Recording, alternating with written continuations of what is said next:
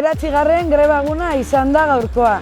Milaka eta milaka irakasleek hartu ditugu urtarrietik hona kaleak. Horregatik, labetik zoriondu nahi zaituztegu irakasle guztiak, erakutsi dozuen indar eta ilusioagatik. Hezkuntza sailari hezkuntza publikoa indartu eta urgentziaz behar duen inbertsio publikoa gauzatzeko garaia dela exijitu diogu behin eta berriz.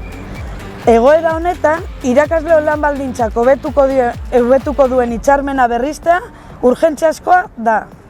Herri honek dituen erronkei erantzungo dioten baliabide eta neurriak txertatu behar dira orain, aniztasunari erantzuteko eta hezkidetza eta euskara indartzeko.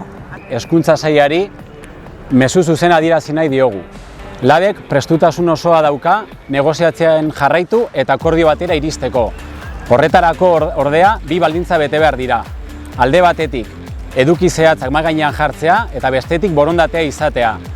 Bi baldintza horiek betetzen ez badira, greba ziklo berri bat iragartzeko indarra eta determinazioa dugula adierazi nahi dugu.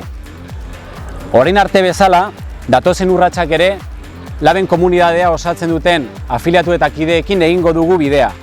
Eta hurrengo astean zehar, antolatuko ditugun asanbladeetan parte hartzeko deia luzatzen dizuegu. Akordio duin bat lortu arte, borrokan jarraituko dugu. Gora langileon borroka! Gora Lab!